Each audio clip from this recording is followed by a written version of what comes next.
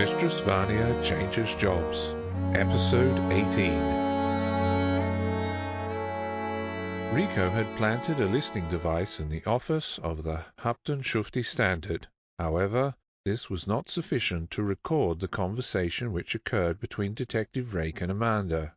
The conversation had occurred in the reception area.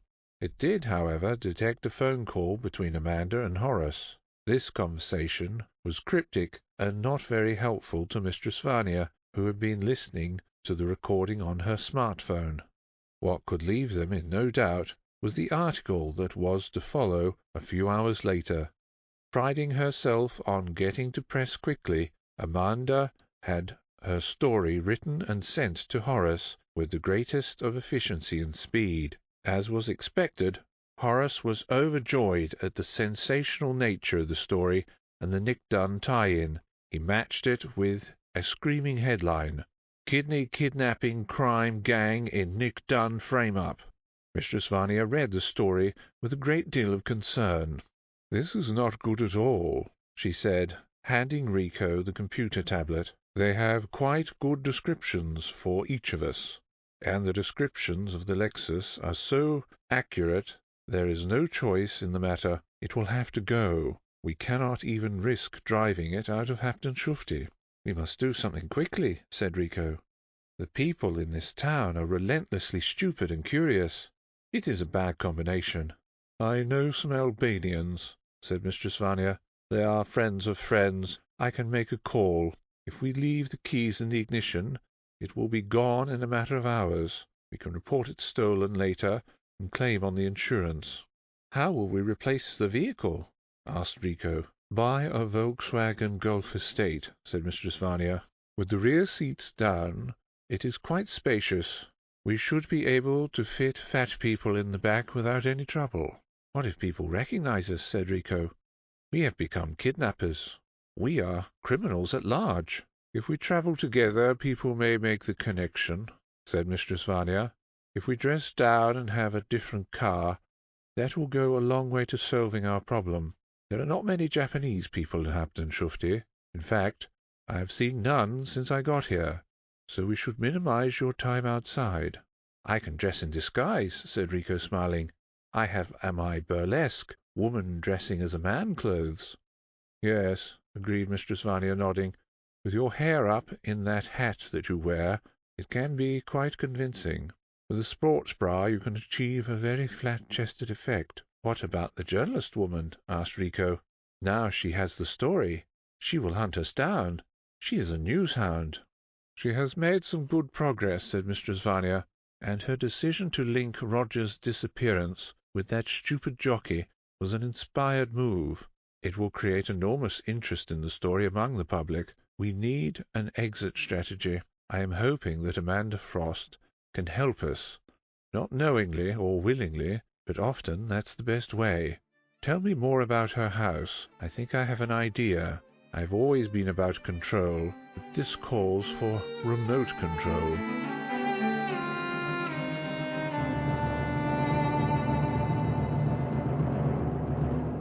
A day later, Amanda woke to find an envelope that had been pushed under her front door.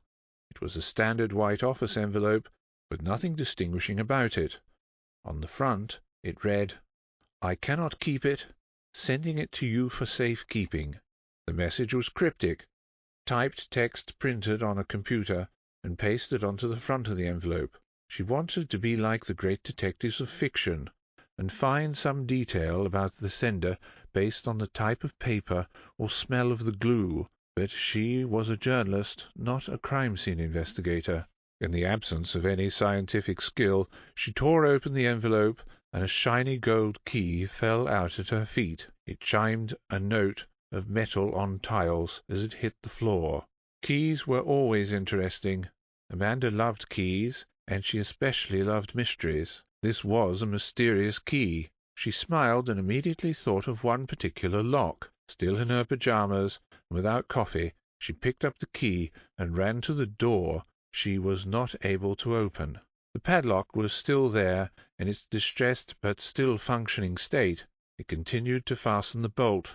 Despite hacksaws sweat and bad language. Amanda had not defeated the lock. She figured the lock knew it was in trouble. With the steel link cut halfway through, she would get there eventually. But she had another key to try. All keys were candidates for trying in this padlock. The harder it was to get past the door, the more Amanda believed there was something exciting behind it. The key slid into the lock, but it would not turn. It did not even turn slightly. Someone had gone to the trouble of getting this key to her. It was clearly important, to them at least. She wondered why they could not keep it. It was frustratingly vague. It felt deliberately vague. Possibly it was a wind-up or a trick. She took her phone and called Horace. Horace was an early riser. It was his habit to read other people's papers and see if there were any big stories he had missed. "I just had someone put a key under my door," said Amanda. "It was in an envelope with a dumb message saying they could not hold on to it, and they were sending it to me for safe keeping. Do you know anything about it? It's not one of your strange contacts coming to my door in the middle of the night." "Nothing to do with me," said Horace, through a mouthful of jam toast. "If it's only a key, I wouldn't worry about it. In Iran, someone put a scorpion in my teapot. Very nasty. The hot water draws out the venom, but I was 2 steps ahead of that particular fellow. Got out of the country pretty damn quick. I'd written a couple of stories which meant I'd outstayed my welcome, which was rather thin to start with." "That's disappointing," said Amanda, turning the key over in her fingers. "I had hoped you'd enlighten me. There are no markings on it. Actually, it looks like a copy cut from a blank." "Keep in mind you are in Siegfried's house," said Horace. "The late proprietor of the Hapten-Shufti lived there all his life. The key may have been meant for him." "But he's dead," said Amanda. "Sure," said Horace, "but not everyone reads the papers or gossips in the cafes. Some people don't get out much, unless they're delivering keys."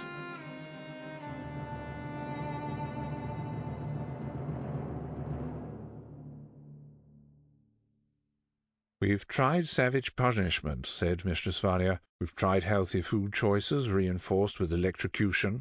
We've even tried Fletcherism, but that only worked in combination with strangulation. And even then it was hopeless as a long-term strategy. I'm not surprised it was outmoded by calorie counting. Fletcherism. Like most fads, it sounds promising, but in practice it soon becomes impractical." "You would need a jaw like a chimp," observed Riko, feeling her own jaw. "I hate chimps," said Mistress Vania. "Horrid randy animals. Relative to their overall body size, they have enormous testicles. Their diet requires them to spend most of their waking hours chewing." "What do we do with the big one?" asked Riko, referring to Roger. "I think you are right, Riko," said Mistress Vania, settling into her armchair. "We took on too much too soon. We just didn't know enough about fat people. We were too ambitious. But who could blame us? In our world of S&M, we are at the top of our game. It's not about extremes ripped from the Internet. It's about style and understatement. It's about detail. It's about all the things you don't do." "We will let the big one go," said Riko sadly. "Poor Riko," said Mistress Vania, her tone uncharacteristically softening. "You've grown fond of Roger. You see him more as an animal than a man, more a pet than a prisoner." "He is very foolish," said Riko. "Docile like a cow." "We should try one more thing," said Mistress Vania. "I don't want to really give up. I still think our idea is sound. Food has taken the place of all other pleasures, and those pleasures include the masochistic desire to be whipped and punished. Our aim was to change him forever, yet we can't even get him thin now, much less help him behave differently over the long term." "Home liposuction?" suggested Riko, brightening. "I saw a machine you can order on the Internet. It is from an online home shopping channel in Estonia." "I know you are very versatile," said Mistress Vania, "but that's taking medical fetishism too far. We stick to the basics. Simple punishment. When clients have asked for the white coat and rubber glove treatment, I've referred them to the people who have more talent in that direction." "Can I feed him?" asked Riko. Consistent with Roger's new status as a man-pet, feeding was the best part of ownership. In that respect, Roger was like Mistress Vania's other clients. He wanted to be owned, He enjoyed not having to think for himself. "Make him more omelette," said Mistress Vania dismissively. "He seems quite taken with it. For someone so fat, his experience with food seems quite limited. Perhaps that's the problem. His food pyramid is taken up entirely by different varieties of pizza." Making the omelette, Riko sang quietly to herself in her native Japanese. She enjoyed cooking. The okonomiyaki was perfect. That is to say, it was the same every time. In the cellar, Riko and Roger both ate omelette. Roger, for once, was eating slowly and savouring the flavour. She was wearing her white masquerade mask, leaving her mouth free to eat the meal. "Are you always going to wear that mask?" asked Roger, wishing the okonomiyaki omelette would last forever. "Yes," said Riko. "My mistress says we must preserve our identities. Otherwise it will be very difficult to release you." "If I saw your mistress, then you'd have to kill me?" laughed Roger. He looked at Riko's eyes, staring at him from the holes in the mask. At this suggestion they were cold and humourless. Roger's sometimes relaxed attitude was getting the better of him. Even though they were having a hard time finding ways to make him thin, they were still very serious people. Roger's limited experience in life did not equip him to fully appreciate his current situation. "So what do you do when you're not tying people up?" asked Roger. "I am an assistant and companion to my mistress," said Riko. "Cool," said Roger. "So she, beats people for money? Kind of sounds like a mugging when you say it like that." "She punishes them for a fee on 15-minute intervals," said Riko. "They come voluntarily, and it is satisfying their desires to be dominated by a strong female." "My jaw still hurts from all that chewing," said Roger. "What do you guys have planned next? Or is that secret?" "There is no secret," said Riko. "We are out of ideas. My mistress has retired to her armchair to think of a new strategy." "Wow," said Roger, finishing his omelette. "I thought you guys had it all planned out." "We did," said Riko, "but you have been resistant to all of our ideas. You are the big one. You are the end point. We should have started with something smaller. We should have worked our way up to something like you." "The big one," said Roger, sighing. "I've been called a lot of things. Lard ass, mostly. That has to be the best compliment anyone's ever given me. Hell yeah, I'm the big one." "We must get you thin," said Riko. "Then we can let you go." Said Roger. "I'm not sure I want to go. I mean, you guys are cool. I've never had so much attention before.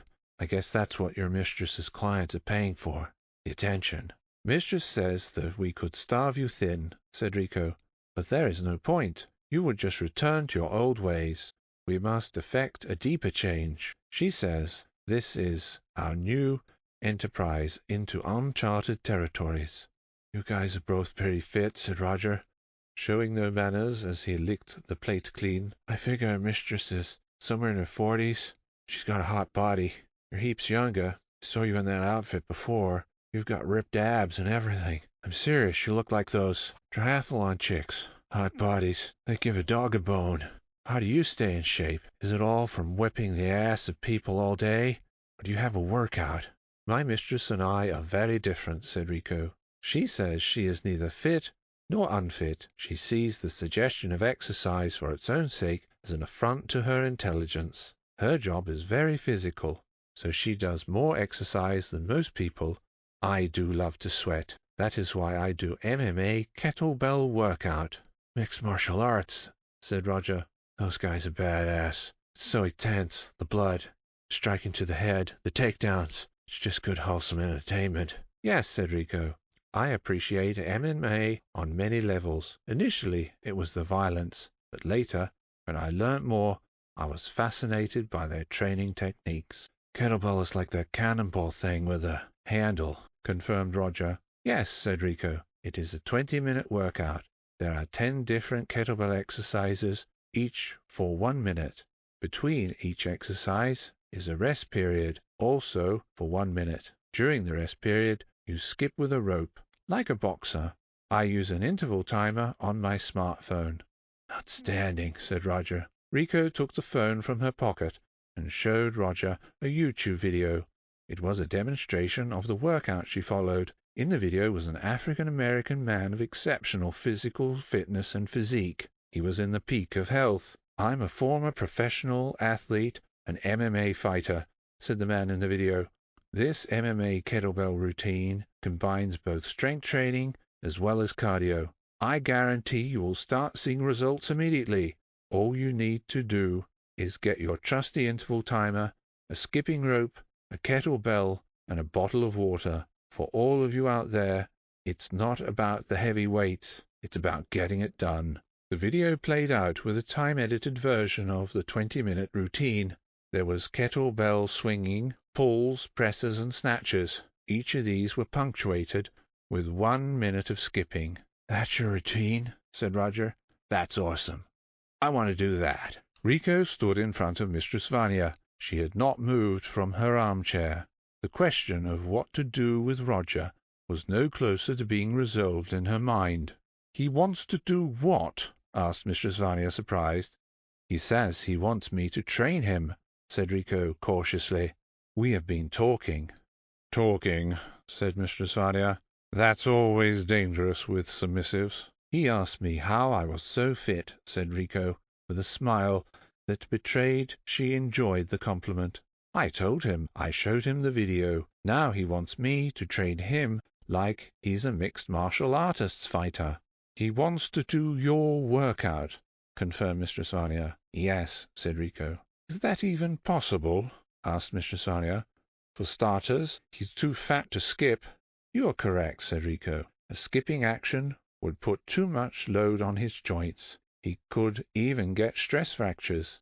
We can get him one of those mini trampolines. They are low, and you can jog on the spot. It's a good substitute for skipping. He can do the kettlebell part of the routine without any changes. Maybe we can teach him to skip later, when his weight has gone down." "Do they make trampolines that will hold him?" asked Mistress Vania, examining the tips of her long hair, which draped over her shoulder. "They make them for prosperous Americans," said Riko. "Very expensive, with a combination of titanium alloy, carbon fiber, and Kevlar. They are made in Japan for the American market." "Very well," said Mistress Vania, with a new weariness. "I have no better ideas. I've tried, but he's too difficult for many of my paying clients. His mind is so vacuous, it's hard to control it. It's like controlling mist. Without anything substantial to hold on to, mist just moves around without changing in any way." Riko smiled and ran down the stairs to tell Roger the good news.